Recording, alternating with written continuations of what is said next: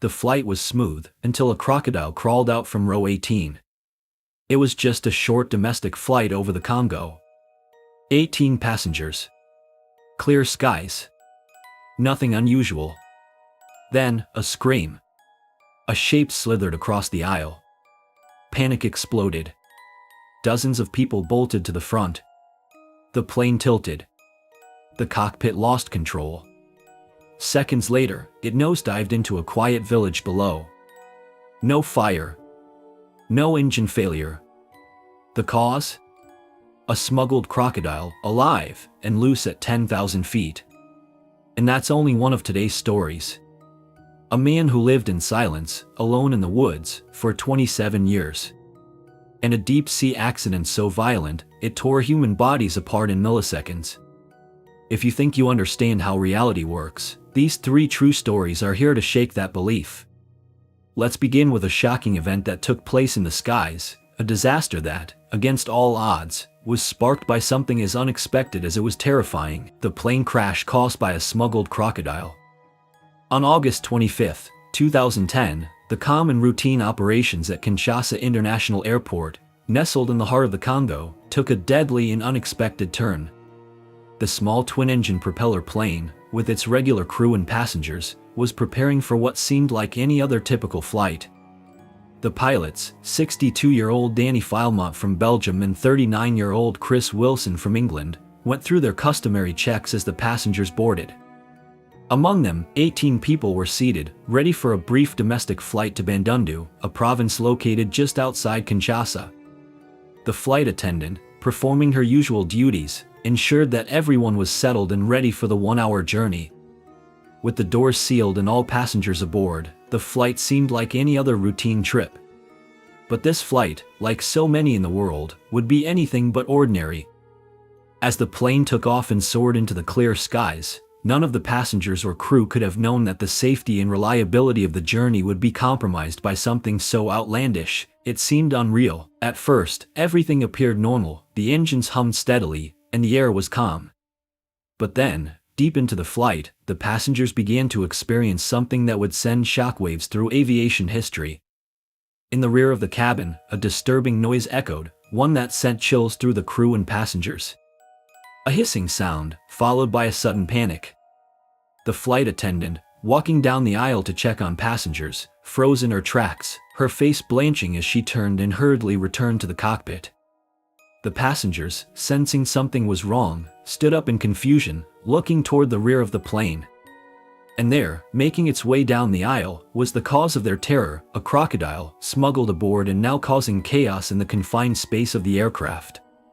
Panic ensued. Passengers, in a blind rush for safety, stampeded toward the front of the plane, trying to escape the reptile. The sheer weight and force of so many people rushing to one side of the plane disrupted the delicate balance and stability of the aircraft. The center of gravity was completely thrown off, and in a matter of seconds, the small plane began to nosedive. The pilots, struggling to regain control, couldn't recover the aircraft before it crashed. The plane plummeted toward the ground, hitting with such force that the impact was devastating. The wreckage lay scattered across a residential neighborhood in Bandundu, but by some miracle, none of the people on the ground were killed. Tragically, however, 17 of the 18 passengers aboard the plane perished, including both pilots and the flight attendant. The only survivor, a passenger in critical condition, was left in a coma, her mind adrift in the aftermath of a nightmare. In the immediate aftermath, investigators were baffled. The plane's black box, which could have provided crucial information, was found but was inoperable. The initial theory among investigators was that the plane had run out of fuel, but that hypothesis was soon debunked. There was no explosion, no fire, just the sudden, unexplained descent. They had to dig deeper, and what they discovered next would stun the world. A few days later, the lone survivor of the crash came out of her coma, recounting with incredible detail the final moments before the crash. She recalled the flight attendant walking down the aisle, checking that passengers were ready for descent. It wasn't until she reached the back of the plane, however, that she noticed something horrifying. The flight attendant gasped, her hand covering her mouth in shock. Without a word, she rushed to the cockpit, leaving the passengers in a state of confusion. Those near the back of the plane soon saw the cause of the flight attendants' panic. The crocodile, alive and hissing, was making its way up the aisle. Someone had smuggled it aboard, and now it was loose in the confined space. The passengers, terrified, scrambled in a desperate attempt to reach the front of the plane, throwing the plane's weight off balance.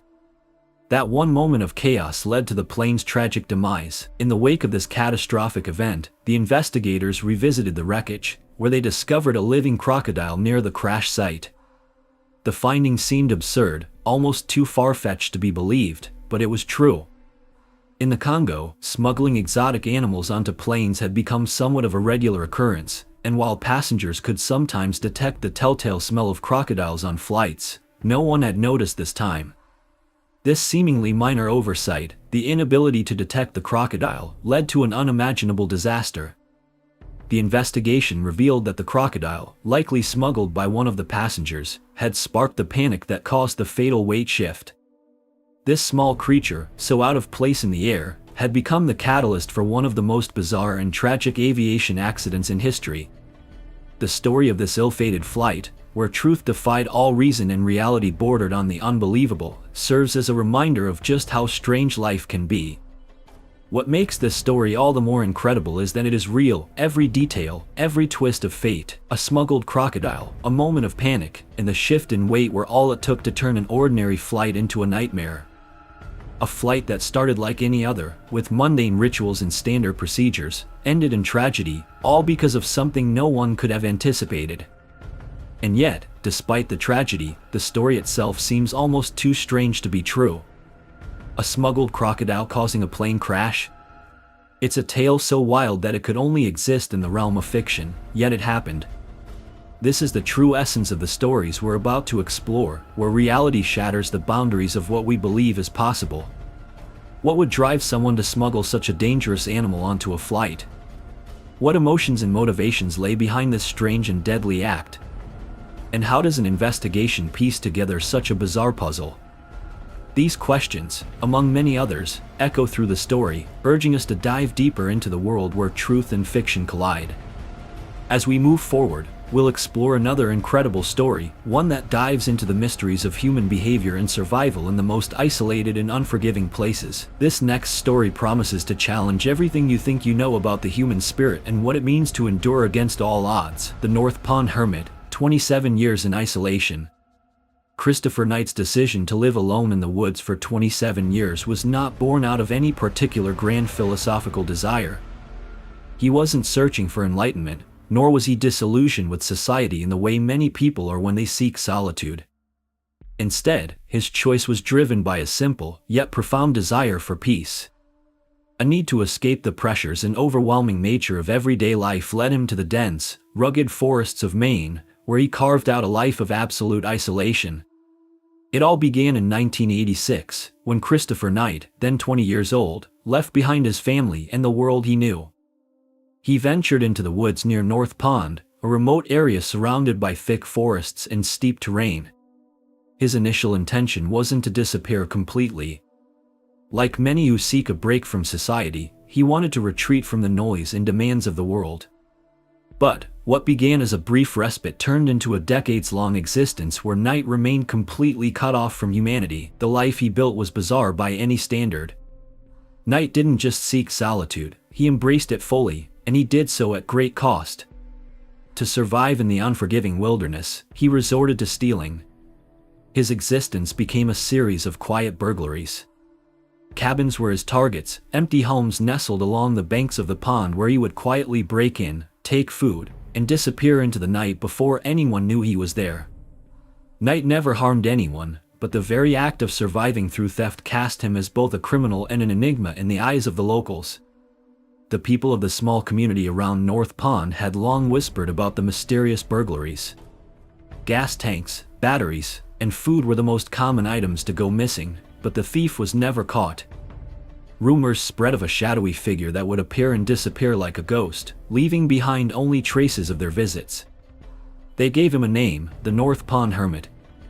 As the years passed, Knight continued his life in near-total isolation, enduring harsh winters and scorching summers without the comfort of human companionship. He lived without the basic conveniences that most of us take for granted: no electricity, no communication with the outside world, not even a hint of the modern comforts that many of us hold dear. For 27 years, Knight lived without speaking a word to another human being, without making any attempt to rejoin society. He moved through the world as though he were an invisible presence, not a part of it, and in doing so, he became more than just a recluse. He became a living legend. Despite his long history of surviving off the grid, Knight's secret life could not remain hidden forever. It all came to an end in 2013 when he was finally apprehended. His capture was the culmination of years of suspicion and mystery. A motion detector installed at the Pine Tree Camp, a local summer camp near his hideout, finally caught the elusive hermit in the act. Sergeant Terry Hughes, a game warden investigating the thefts, quickly responded to the alarm and, within minutes, cornered Knight in the act of yet another burglary. When he was caught, Knight was utterly silent. It took several minutes of interrogation before he revealed his identity, admitting that he had been living in the woods for nearly 3 decades. What followed was a mixture of shock, admiration, and disbelief. Many in the surrounding area were astounded by the story. To some, Knight was a criminal, a thief who had stolen not just material goods, but peace of mind and safety from a quiet, unsuspecting community. They felt violated, betrayed by someone who had spent years living just under their noses, unseen and unknown. Yet, for others, Knight became a figure of mystery and even admiration. Some saw him as a man who had rejected the excesses of modern life and survived on his own terms, a figure who had found contentment in his isolation, free from the constraints of societal expectations. He had, in a way, chosen freedom in its most extreme form. Christopher Knight's reflections on his life in the woods were deeply revealing. When asked why he chose such an extreme form of isolation, he explained that it wasn't driven by any particular hatred of society or a desire to escape it, but rather by a need to find peace. He spoke about how human interaction had always been difficult for him and how he found a certain peace in solitude. In fact, when asked about what he had learned from his 27 years of isolation, Knight offered a simple and poignant answer: make sure you get enough sleep. Knight's actions in the woods were not without consequence. His survivalist ways had required him to adapt in ways that were as difficult as they were isolating. His decision to never speak to another person, to never light a fire for fear of being detected, and to avoid all human contact for nearly 3 decades had profound effects on him.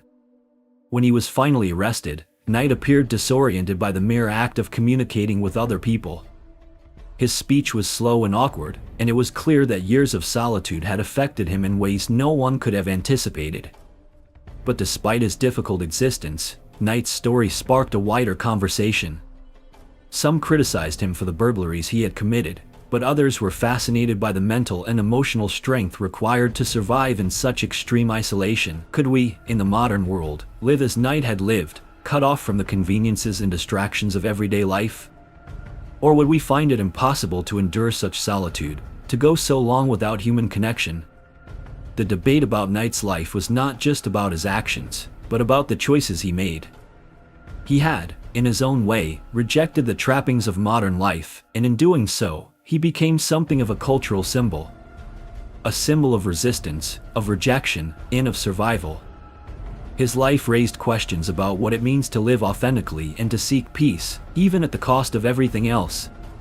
Despite the mixed feelings that his story generated, there was one thing that everyone could agree on: Knight's survival for so many years in the harsh conditions of the Maine woods was nothing short of incredible.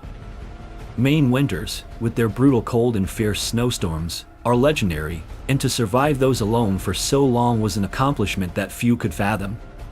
The very fact that he had endured this life, unseen and unbroken, became the stuff of legend. When Knight was eventually sentenced to prison, he received a relatively light sentence of just 7 months. Following his release, he was placed under probation, a condition that required him to check in with a judge every week.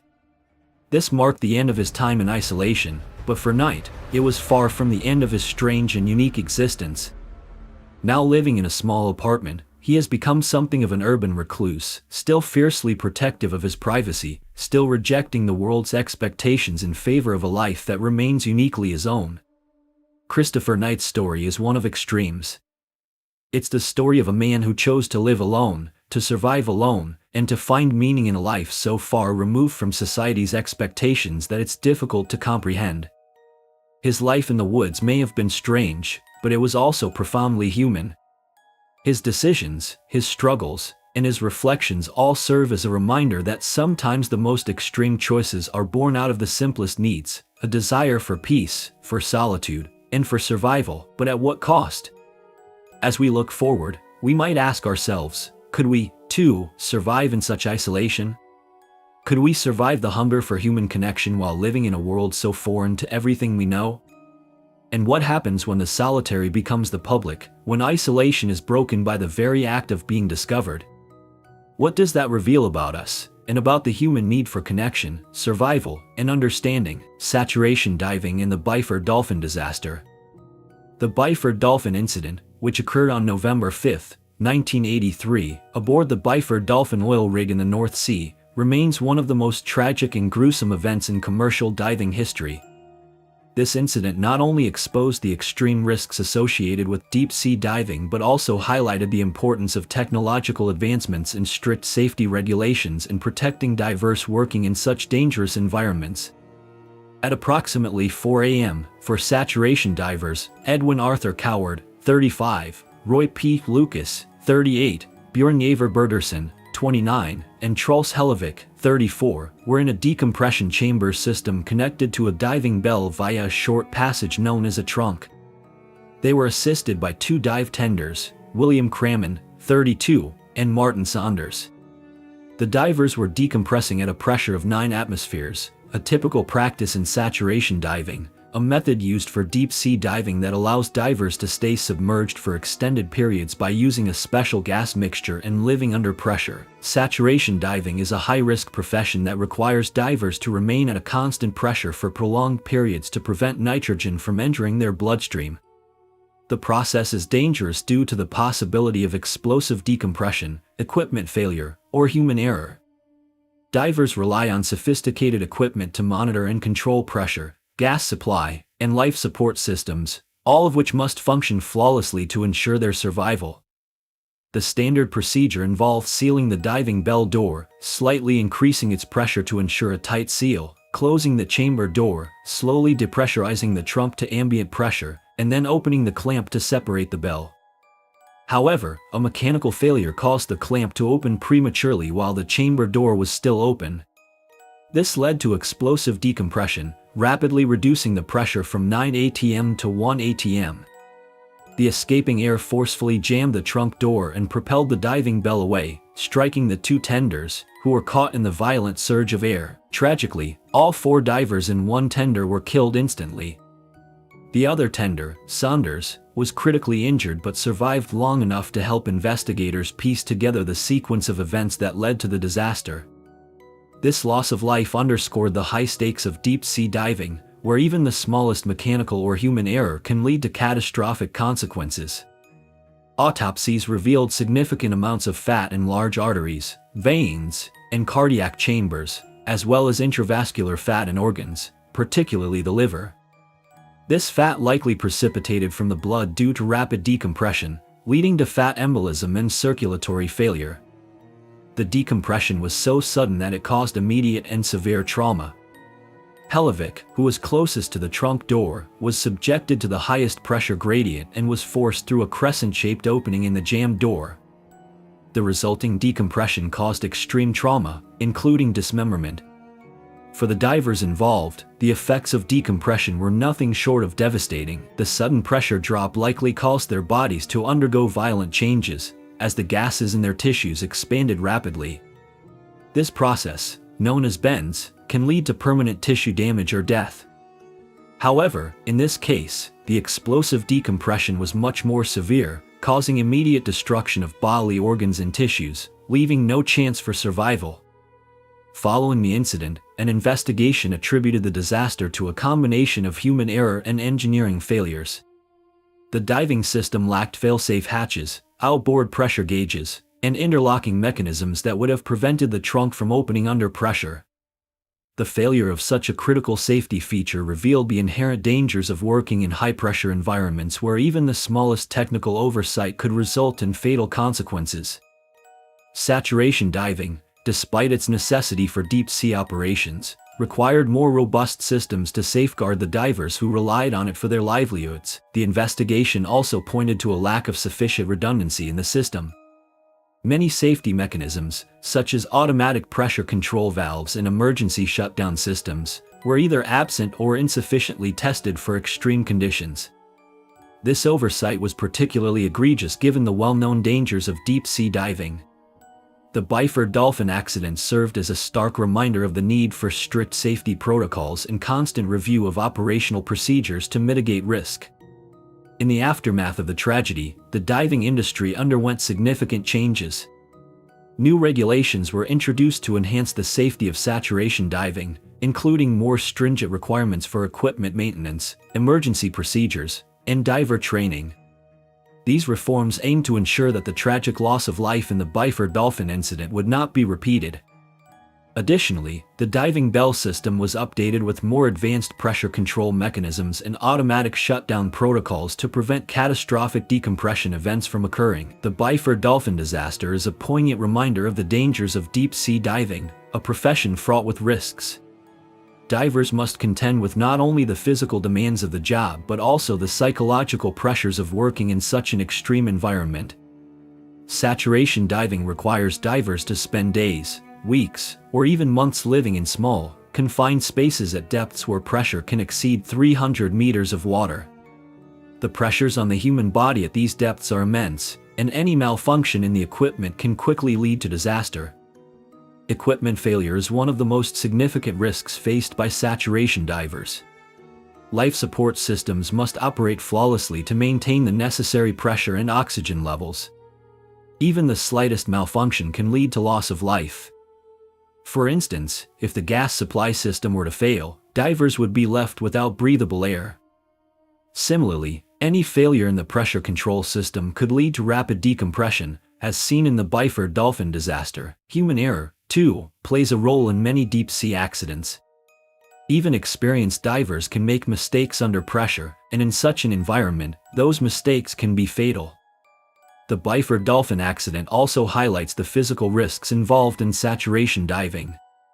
Divers must contend with the effects of prolonged exposure to high pressure, which can cause nitrogen to accumulate in the body and lead to decompression sickness.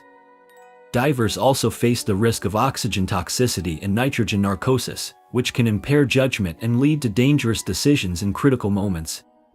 The Byford Dolphin disaster had a profound impact on the commercial diving industry. Following the incident, there was a significant shift toward improving safety standards and making deep-sea diving a less hazardous profession. The introduction of stricter regulations and safety measures, such as mandatory redundancy systems, improved emergency response protocols, and enhanced diver training programs, has made diving operations much safer. However, despite these improvements, deep-sea diving remains a dangerous and high-risk profession. The incident also led to increased public awareness of the risks associated with deep-sea diving. The Byford Dolphin disaster is still regarded as one of the most tragic diving accidents in history, and it serves as a stark reminder of the high human cost of the pursuit of deep-sea exploration and resource extraction. The Byford Dolphin disaster brought to light the immense human cost of extreme work in hazardous environments. While deep-sea diving is a critical profession, it is also one that demands tremendous sacrifice from those who undertake it. The divers who risk their lives for the sake of oil exploration, research, and other deep-sea operations face numerous dangers, and tragedies like the Byford Dolphin incident underscore the importance of taking every possible precaution to protect their lives. In addition to the immediate loss of life, the families of the victims suffered greatly. The tragedy left deep emotional scars on the surviving relatives, and the community surrounding the Byford Dolphin rig was left to grapple with the loss of so many lives. Legal battles ensued as the families sought justice for the preventable deaths, and they were eventually compensated by the Norwegian government in 2009 for the loss of their loved ones. The Byford Dolphin incident remains a crucial case study for the diving industry, as it continues to shape safety protocols and policies today. Although the industry has made significant strides in improving safety, the risks of deep-sea diving are ever present. As long as humans continue to push the boundaries of exploration, there will always be a need to ensure that divers are protected and that tragedies like the Byford Dolphin disaster are not repeated. In conclusion, the Byford Dolphin disaster serves as a powerful reminder of the risks and sacrifices associated with deep-sea work. While technological advancements have improved safety, it is crucial that the lessons learned from this tragedy are not forgotten. The incident ultimately led to reforms in diving safety that continue to benefit the industry, but it also serves as a solemn tribute to the lives lost in pursuit of human exploration and industry. As we reflect on the incredible stories we've explored, one thing becomes abundantly clear: the truth is often stranger than fiction. Each of the three stories we've delved into, the Byford Dolphin disaster, the baffling survival of the North Pond Hermit, and the mysterious crocodile incident on a plane, defy all logic and expectations. These stories are not merely the stuff of wild imagination but are, in fact, grounded in real events that leave us questioning the limits of possibility. The Byford Dolphin disaster serves as a chilling reminder of the perils of deep-sea diving, where every small mistake can lead to catastrophic consequences. The tragic loss of life in that explosion, where 4 divers met a gruesome end due to mechanical failure, left an indelible mark on the industry. It's difficult to imagine that something as simple as a malfunctioning clamp could trigger such devastation. Yet, it did, and it prompted sweeping changes in safety protocols that aim to prevent further tragedies. This story teaches us about the fine line between life and death in extreme professions and the stark reality of human error and its consequences. The incident, however, also brings to light the resilience of the human spirit, as the survivors of such accidents often go on to advocate for better safety measures and honor the lives lost by ensuring that these stories do not fade into obscurity.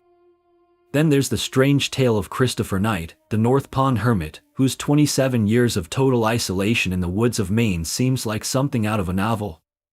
What drives a person to sever all ties with society, living alone in the woods for decades, surviving on stolen food, and avoiding human interaction? His story isn't just about the physical endurance of living in harsh conditions. It's a deep reflection on human isolation, the complexities of mental health, and the quest for peace in a noisy world. His choice to withdraw from society is not one of madness but of deep personal necessity, a desire to escape the pressures of modern life. And yet, when he was eventually found and arrested, the reactions of the local community were mixed. Some saw him as a criminal, while others viewed him as a symbol of someone who defied societal expectations to live life on his own terms. His story challenges us to consider the complexities of human behavior, the lengths to which people go to find peace, and the cost of such solitude. The third story, though bizarre, is no less unbelievable. The image of a crocodile calmly hissing its way down the aisle of an airplane is enough to make anyone question the nature of reality itself. That a creature as dangerous and out of place as a crocodile could be smuggled onto a plane without detection is a testament to the bizarre and often chaotic nature of human behavior. The ensuing panic aboard the plane, which led to its tragic crash, paints a vivid picture of how quickly things can spiral out of control when fear and chaos take over. The story illustrates the unpredictable nature of human interactions with the world around them and the surprising, and sometimes fatal, outcomes that can arise from seemingly trivial events. These stories, one a horrifying accident, another a tale of survival, and the last a chaotic disaster, are bound together by a common theme. Reality can often be far stranger than the most outlandish fiction. It is a theme that speaks to the heart of human curiosity and our desire to make sense of the world around us. As we engage with stories like these, it becomes clear that open-mindedness and curiosity are essential when exploring the unknown. We must be willing to suspend our disbelief and embrace the possibility that things might not always make sense. In doing so, we uncover new layers of understanding about ourselves and the world we live in. Reflecting on these events also teaches us valuable lessons about the unpredictability of life. Whether it's the randomness of a diving accident or the strange, solitary journey of the North Pond Hermit, the unexpected nature of these stories forces us to confront our assumptions about what is possible. They remind us that, despite our best efforts to control and predict outcomes, life is unpredictable. And in this unpredictability lies the true essence of these stories, the lesson that, sometimes, the most extraordinary events are those that defy all logic and reason. Ultimately, these unbelievable stories ask us to consider not just the events themselves, but what they reveal about human nature. They show us the lengths to which people will go when faced with extreme circumstances, the fragile boundary between life and death, and the role of fate in shaping our lives. In a world that often feels predictable and mundane, it is stories like these that remind us of the awe-inspiring and sometimes terrifying unpredictability of our existence. So, as we look back on these tales, we are left with the undeniable realization: truth is, indeed, often stranger than fiction.